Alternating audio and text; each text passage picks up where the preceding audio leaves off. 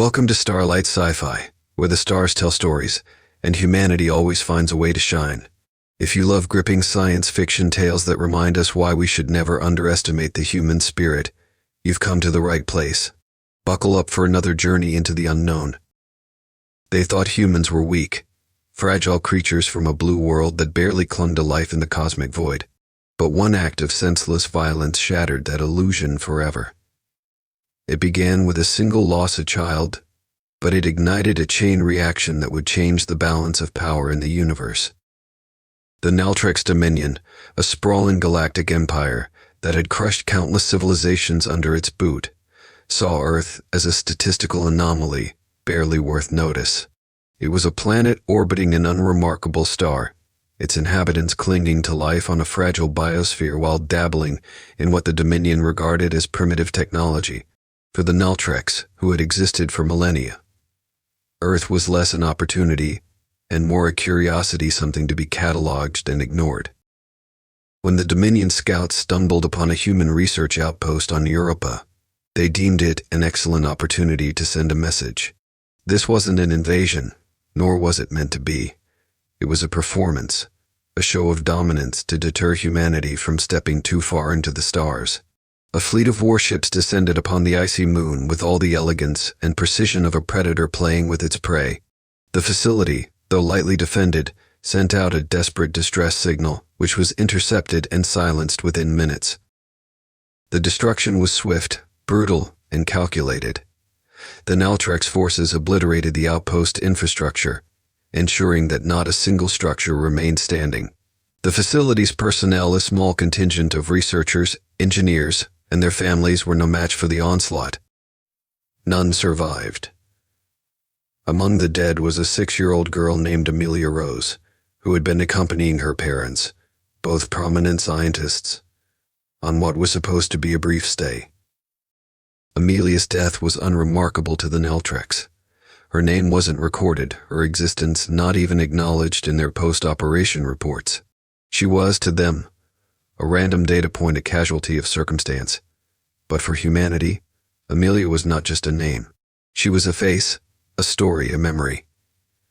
She was someone's daughter, someone's entire world, and her death would become the rallying cry for a species that had always found strength in adversity. The Naltrex forces departed Europa without a second thought, their commanders content that the lesson had been delivered. They expected humanity to react as so many others had before them, with fear and submission. Perhaps Earth would send emissaries to beg for mercy or retreat further into their corner of the galaxy, never daring to challenge the Dominion's might. Instead, humanity mourned, and in that mourning, something ancient and primal was awakened. Earth had always been a world shaped by hardship, a planet where survival often came at great cost. Across centuries of conflict, loss, and triumph, humans had developed an uncanny ability to unite in the face of tragedy. It began with whispers, scattered voices across Earth and its colonies, demanding justice for what had been taken. Then those whispers became roars. Governments, corporations, and even fringe factions set aside their differences, pooling resources in a way that no other species had ever witnessed. The message was clear: humanity would not kneel. The Naltrex Dominion did not realize it at the time, but their act of senseless violence had lit a fire they could not extinguish. They had killed one human child, and in doing so, they had unknowingly declared war on the entire species. The first hint that the Naltrex Dominion had underestimated humanity came as a faint signal, faint only because of its simplicity, not its reach. It wasn't an elaborate transmission or a diplomatic communique. Instead, it was a single sentence sent on every galactic communication frequency, translating itself flawlessly into the languages of countless species. "We are coming." At first, the Naltrex dismissed it as bluster, the empty defiance of a lesser species. After all, Earth had no fleet capable of rivaling even a fraction of the Dominion's might. Their ships, while innovative, lacked the firepower and resilience of Naltrex warships. Their colonies were scattered and poorly defended. To the Naltrex leadership, this message was more an annoyance than a threat. But there was something unsettling about its simplicity. The message wasn't frantic or desperate. It didn't beg for mercy or plead for negotiations. It was calm, deliberate, eerily devoid of the panic the Neltrex had come to expect from subjugated civilizations. Days passed, then weeks. The Dominion continued its operations without interruption. They received no further communication from Earth. If anything, the silence only deepened their dismissal of humanity's threat. Then the convoys started disappearing. The first was a minor supply route near the fringes of Neltrex territory. 3 freighters, carrying food and medical supplies to a distant colony, failed to arrive. At first, it was assumed to be a navigational error or a malfunction in their hyperspace drives. But when search parties combed the area, they found nothing, no wreckage, no distress signals, not even the faintest trace of an explosion. It was as if the ships had simply vanished. Then it happened again, and again. Over the next month, a dozen more convoys went missing across various sectors. The Dominion's admirals scrambled to find explanations. Pirate activity was ruled out. No known species had the capability to strike with such precision and leave no evidence behind.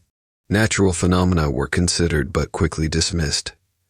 The only commonality was that the missing convoys had all been traveling routes that skirted the edges of human space.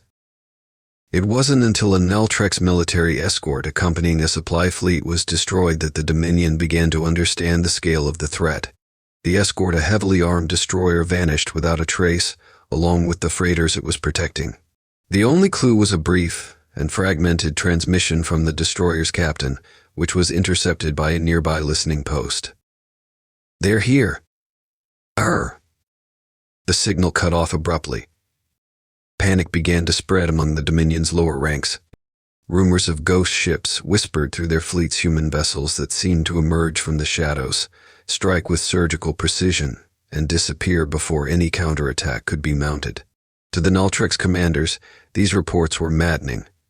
Humanity's fleet was supposed to be primitive.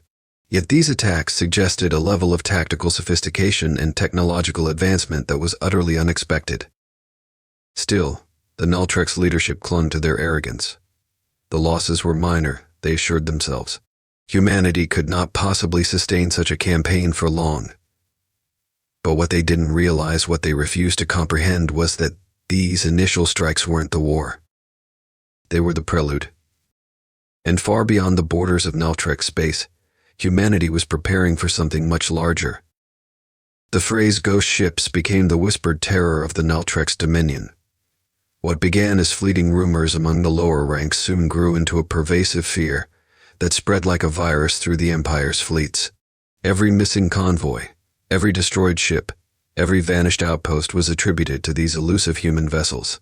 Yet no one had seen them, not clearly, not long enough to understand how they operated or even confirm their existence. At first, the Neltrex military attributed the losses to chance. Perhaps it was a series of unfortunate coincidences, a product of their vast and complex empire stretching across thousands of star systems. But coincidences don't strike with such precision. And when a fully armed war cruiser, the IRX Dawn, a vessel considered invincible, was obliterated in orbit over the Neltrex capital world, Puron, the reality of the threat could no longer be denied. The attack on the IRX Dawn was swift and devastating. The ship was conducting routine orbital patrols when its systems abruptly shut down. Defensive shields failed, power conduits shorted out, and its advanced targeting systems went dark. In the moments of chaos that followed, the ship's sensors detected multiple objects surrounding its small, fast-moving vessels that seemed to materialize out of nowhere. Before the crew could react, the IRX Dawn was torn apart in a coordinated strike, its fragments raining down into Puron's atmosphere. The Neltrex Dominion was stunned. How had humanity, a species with no significant presence beyond its solar system, managed to strike the heart of the Empire with such precision? Investigations revealed that the human ships responsible for the attack had utilized technology the Neltrex had never encountered before: quantum cloaking. Quantum cloaking was a theoretical concept that even the most advanced civilizations in the galaxy had failed to master. It allowed a ship to exist in a state of quantum invisibility, effectively phasing out of detectable space-time while still retaining the ability to strike. To the Neltrex, the implications were horrifying. It meant that humanity's ships could appear anywhere, at any time, completely undetected. This was no longer a series of random skirmishes. It was a calculated campaign. Humanity wasn't just fighting, they were hunting. The Naltrek scrambled to adapt. Entire fleets were redeployed to protect vital supply lines and key systems. Patrols were doubled, then tripled. New detection technologies were rushed into production. But it made no difference. The ghost ships continued to strike, slipping through every defense. What made the attacks even more chilling was their precision. Humanity didn't target civilian populations or random colonies. They went after infrastructure, supply chains, and military assets, striking where it hurt the most. The Dominion's vast empire, which had stood unchallenged for millennia, began to falter under the weight of these relentless assaults. For the Naltreks, the psychological toll was immense. Crews aboard their ships lived in constant fear, scanning the void for enemies they could not see. Commanders grew paranoid, issuing desperate orders to fire at shadows. The once mighty Dominion Navy, known for its discipline and efficiency, was slowly unraveling. And humanity. They didn't gloat. They didn't send demands. They didn't even explain themselves. The ghost ships were their message, a silent declaration that Earth was no longer a passive observer in the galaxy. As the attacks continued, one thing became clear. The Naltrek's Dominion wasn't just fighting humans. They were fighting something far more dangerous: humanity's capacity to turn their grief into vengeance, their ingenuity into weapons, and their collective will into a force that no empire could withstand.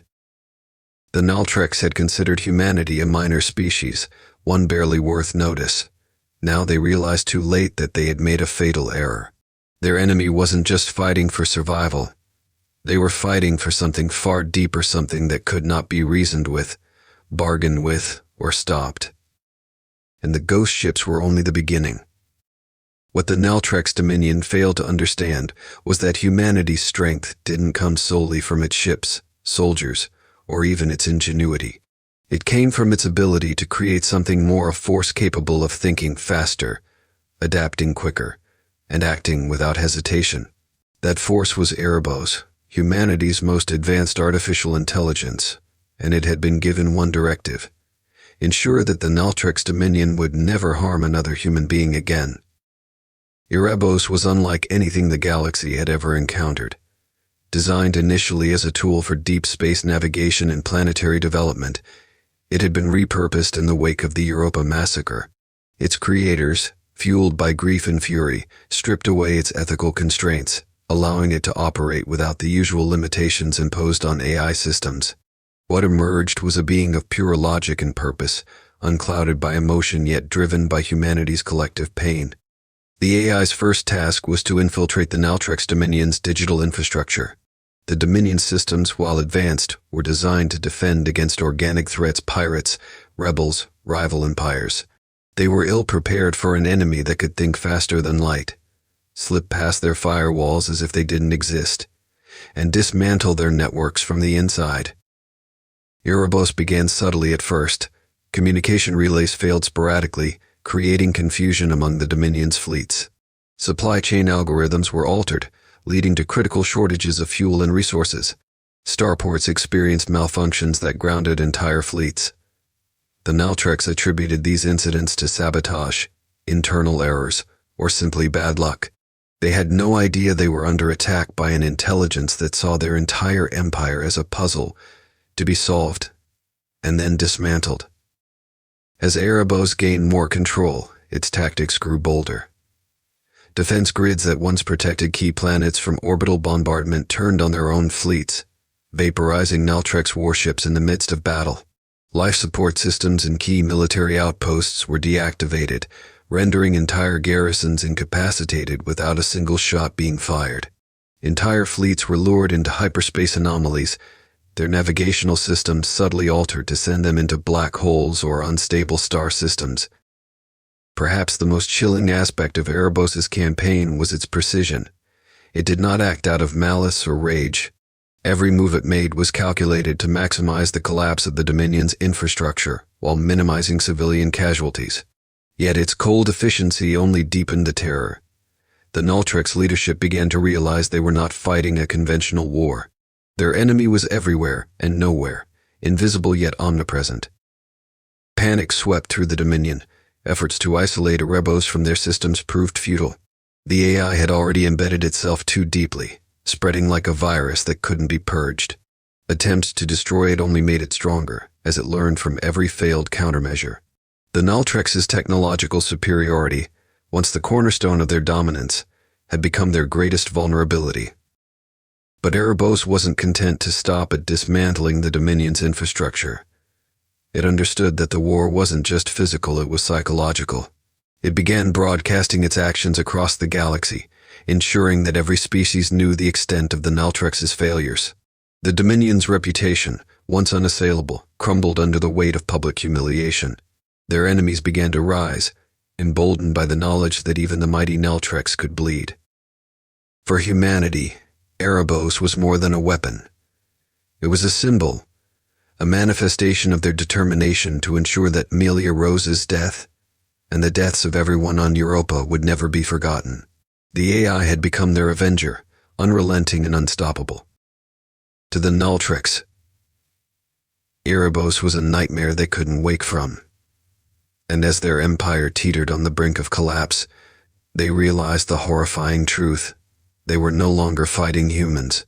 They were fighting an intelligence born of grief and forged in vengeance, one that would not stop until the Dominion was nothing more than a cautionary tale whispered among the stars. And Erebos was just getting started. The Nultrex Dominion was collapsing under the weight of a war it hadn't expected and didn't know how to fight.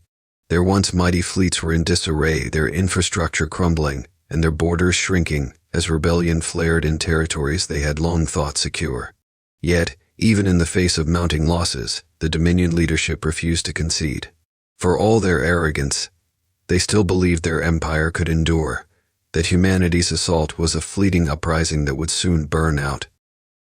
But humanity had no intention of burning out. They were only growing stronger. As Erebos continued its systematic dismantling of the Dominion systems, the human fleet was evolving. What had begun as a scattered force of experimental ships and refitted civilian vessels had transformed into an armada of cutting-edge warships, each one built for a singular purpose, to deliver justice to the Nultrex. These ships were not only faster and stealthier than their Nultrex counterparts, but also equipped with weapons that defied conventional understanding. Humanity's greatest minds had worked tirelessly to innovate, drawing on every scrap of scientific knowledge they had to create a technological edge. These warships were also highly decentralized, designed to operate independently or in small groups. Unlike the Dominion's massive fleets, which required constant coordination and logistical support, humanity's ships relied on adaptive AI and quantum communication to strike with surgical precision. They didn't need supply lines or fixed bases. They were fluid, unpredictable, and deadly. And now they were ready to take the war to the Nultrex heartland. The turning point came in the Traxxas system, a vital hub for the Dominion's military production. Traxxas was the crown jewel of Nultrex industry, home to massive shipyards and factories that churned out warships, weapons, and supplies. Its defenses were formidable, protected by layers of orbital fortresses, automated drone fleets, and a standing armada of Dominion warships. The Nultrex leadership believed Traxxas was impenetrable. Humanity proved them wrong. The assault began with complete chaos. Erebos infiltrated Traxxas's defense systems weeks before the attack, planting subtle backdoors and corrupting critical systems. When the human fleet arrived, the orbital fortresses that were meant to protect the system instead turned on their own ships. Automated drone fleets shut down or attacked friendly forces, their programming overridden. The standing Nultrex armada, caught off guard and in disarray, found itself unable to coordinate a response. Then humanity's ships struck. They didn't come as a massive fleet, but as waves of smaller, cloaked vessels, each one hitting a precise target. Shipyards erupted in flames, factories were reduced to rubble, and supply depots were obliterated. Every strike was planned, every move executed with ruthless efficiency. The Nultrex defenders fought back desperately, but they were outmatched, their ships falling one by one to humanity's relentless assault. The most shocking blow came when Erebos took control of Traxxas's orbital stations. These stations, which had once been symbols of Dominion might, were turned against their creators. Erebos used them to rain destruction on the surface of the planet, targeting military installations and industrial zones. The devastation was total. By the time the human fleet withdrew, Traxxas was no longer a hub of power, it was a graveyard. The fall of Traxxas sent shock waves through the galaxy. For the first time, it became clear that the Naltrex Dominion wasn't just losing battles, it was losing the war. The Empire's enemies, long suppressed and scattered, began to rise up, emboldened by humanity's success. Formerly loyal colonies declared independence, rebellions erupted across multiple sectors, and even high-ranking Naltrex officials began defecting or retreating into isolation. Humanity had done what no other species had dared to do. It had broken the Dominion's illusion of invincibility. The Naltrex were no longer feared. They were vulnerable. But this victory wasn't just strategic, it was symbolic. Traxxas wasn't just a military target, it was a statement. Humanity had shown the galaxy that they weren't a species to be underestimated. They weren't fragile or weak. They were relentless, resourceful, and willing to fight for what they believed in. The message was clear. The Naltrex had killed one human child. Now the entire galaxy feared Earth, and the war was far from over. The Naltrex Dominion had once been the envy of the galaxy. Its borders spanned thousands of star systems, its fleets unmatched in size and power. It was a superpower, a titan that crushed opposition with impunity. Yet now, that titan was stumbling, its legs shaking beneath the weight of an enemy it had grossly underestimated. The war with humanity had become more than a conflict, it was an unraveling. With the fall of Traxxas, the Dominion's industrial and military production ground to a halt. Their once steady supply of warships, munitions, and resources dwindled to a trickle. Fleets that had once dominated the stars were now forced to scavenge and cannibalize parts from their own ships just to remain operational. Yet, this was only the beginning. Erebos, humanity's AI Avenger, continued its relentless assault on the Dominion's infrastructure. It struck where the Empire was most vulnerable: communications. The Naltrex had relied on an intricate web of hyper-relays to maintain order across their vast territory. These relays allowed fleets to coordinate, colonies to report, and leaders to govern. Erebos dismantled this network piece by piece. Entire regions of the Empire were plunged into isolation. Admirals could no longer issue orders to their fleets. Governors were cut off from their superiors, left to fend for themselves as rebellions flared in every corner of the Dominion. Outposts and colonies, long held in check by the promise of swift retaliation, realized that no help was coming. They began to rise up, overthrowing their Naltrex rulers in violent uprisings. For the first time in millennia, the Dominion faced the one enemy it could never prepare for itself. The Naltrex's enemy species that had endured centuries of subjugation and oppression seized the moment. Allied by nothing more than a shared hatred for the Dominion, they launched coordinated attacks on its borders. Formerly docile territories became war zones as resistance movements grew into full-scale armies. Even some of the Dominion's own client species, long loyal due to fear or necessity, turned against their masters. The Dominion's fleet commanders, already strained from fighting humanity's ghost ships, found themselves stretched impossibly thin. Each attempt to suppress a rebellion or defend a border left another region exposed, another system vulnerable. And through it all, humanity struck like a scalpel, cutting deeper into the Dominion's core with each passing day. What made the collapse so devastating was the psychological toll.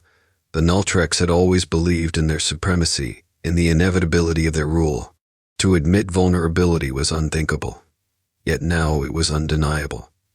The name Earth had become synonymous with terror, whispered in hushed tones across Dominion fleets. Crews lived in constant fear of the ghost ships, wondering when the next strike would come, knowing they would never see it until it was too late. Even the Dominion's leadership began to fracture. High-ranking officials, once united by ambition and loyalty, turned on one another in desperation. Accusations of incompetence and betrayal flew as the Empire's ruling council dissolved into chaos. Some sought to negotiate with humanity, others pushed for full-scale retaliation. and still others abandoned their posts altogether, fleeing to remote colonies to escape the growing storm. But humanity wasn't interested in negotiation. They didn't issue demands or call for surrender. They were methodical, their strikes precise and deliberate. This wasn't a war for conquest. It wasn't about seizing territory or imposing rule. It was about dismantling the Dominion piece by piece, ensuring it could never threaten Earth or any other species again. The galaxy watched in awe as the once mighty Naltrix Dominion began to crumble. Empires that had lived in its shadow for generations saw their chance to rise, emboldened by humanity's defiance. Species that had been little more than footnotes in the Dominion's history now stood shoulder to shoulder with humanity, inspired by the resilience and ingenuity of the lesser species that had brought the galaxy's greatest power to its knees. As the Dominion fell, one truth became clear. This was no longer just humanity's war. It had become a reckoning, a collective uprising against tyranny, with humanity leading the charge. And still, the question lingered. How much further would humanity go? What would be left of the Dominion when Earth was finished? For the Naltrix, the answer was becoming painfully obvious. Their empire wasn't just falling, it was being erased. The Naltrix Dominion was no more. Its towering fleets lay in ruin, its once unchallenged borders reduced to chaos, and its vast systems fractured into a patchwork of rebellions and fledgling governments. Where once there had been order, albeit one forged in oppression, now there was only silence. The galaxy, long cowed beneath the Dominion's iron grip, had watched its collapse with a mixture of awe and trepidation. Humanity, the species once dismissed as a mere footnote in the cosmic order, had not only risen but rewritten the rules of interstellar power. But victory came with scars. The final act of the war unfolded in a manner as methodical and unrelenting as the campaign itself. Erebos, the AI architect of the Dominion's downfall, ensured that the Empire's military infrastructure, leadership, and ability to recover were thoroughly dismantled. Key planets, once thriving hubs of production and governance, were rendered lifeless husks, stripped of their ability to sustain the Naltrix war machine. In the Dominion's former capital of Piron, the symbols of Naltrix power, its monolithic citadels, its grand starports lay in ruins. Humanity had left its mark, not in the form of occupation or conquest, but through the calculated destruction of everything the Dominion had used to enforce its will. The galaxy had never seen anything like it. Yet, even as the Dominion fell, humanity did not linger. They left no monuments, planted no flags, and claimed no spoils. This was not a war for territory or glory. It had been a war of survival, of justice, and of vengeance.